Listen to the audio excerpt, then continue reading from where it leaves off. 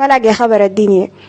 مغتربة السعودية قاعد في خلده وبيخلص شغله وبيجي بيقعد باللفت لك ليه للتليفون، وهيا بيقعد بيسلف ليك، يسلفي لي يسلفي لي، دايره بيه شنو السلفي لي؟ خليه يمشي بيت الله اللي يصلي لصلاة تنفعه ويخلي كذبه ده.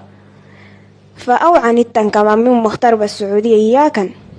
تعالوا شوفوا المغترب الرمتالي جد جد مغترب مصر، حلف بربي مغترب مصر ده التصدقة بالغت. خير لا تشوف لا واحد صيد بصل في السودان قاعد ببصلة ده حلالة قاعد في الحراية دي بيجيب بصلة ده بسومك ايه، ويوم هو هنا بالمل ومنبع بيقسم بالكيمان بيبيع كيمان وبيجيكي في البيت محترم رقبته وقاعد ساتر حاله. ده أخير لك يسيد البصل، أخير لك من مغترب مصر. مغترب مصر القريشات اللي بيجيب من ديل بيمشي بيشتغل أسبوع وبيجي برقد أسبوع في البيت بيكملهن جد قريشات وبدا بيمشي بيشتغل. ولا سيد مصر ما تحشم من فوق بغش كان ده أكبر غشاش. فأنا بتمنى منك ما تصدق عن مغترب مصر. تعالوا شوفوا مغترب الإمارات ومغترب أبو ظبي ومغترب قطر ديل ديل كضبهم حلو بيقضبوا بالراحة كضب بروقة ومرتب. يعني الواحد كضبطت بقضبة دي مرتبة شوية، هي كبة كبيرة ترى. وأنا والله ويوم هو قضب بقول لك بيجي بعد السنة كويس، هو يمكن يجي بعد السنة إلا بعد يجي بعد السنة دي ما بدري بل بيسوي شنو. مغتربة والبحرين والكلامات ديل كضبة حالات أملس عندها كضب بمزاج وبرتبة، يعني شوية أحسن من كضب هنا لبنان. هاي وهنا الكويت هسوق تنساي وأغلبهم هنا الكويت ماخدين ما تصدقوهم.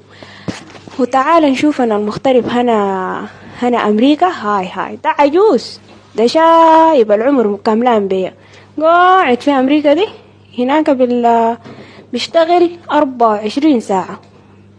حق أمريكا ده ما تحشى من فوق أقطع عن العشم. أخير من هنا أمريكا أقعدن أخذ لك شوفير تاكسي بتاع ركشة تجيب لك عيال بترتاحن 5 سنة حتى ياخد الجنسية، وبعد أخذ الجنسية بقعد كم سنة حتى نكفي. هاي خلنا غادي.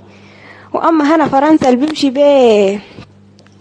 بليبيا بيمشي بالسنبك قاعد هناك بيسوي لك بونسوار وبونجور ديل العرفين ببنجرك الهم. خلى القضي بنزل أخذ البنات أو كمان نقول لهن معاك السلامة والعفو والعافية. ما تقضب مغترب فرنسا كضاب كمان. وتعالوا شوفوا حالات أملس. هنا ليبيا أول حاجة رقمكي ناس الغرفة كلهم بكون عندهم. الحاجة الثانية هو بضرب ليكي وصاحب في الغرفة منك كمان شاغل الخط بضرب ليكي. دي الناس ليبيا. وشوفتم لناس الشرطة بيجروا ولا كارت صحي ولا جاي بيجروا جري ذاته حق مبالغة. مغترب ليبيا ده خطيه خليه المسكين قلبه مقطوع في الجري. لا مغترب ليبيا أخذ المزارع. هاي مزارع زرع أخضر وعيش عجيب.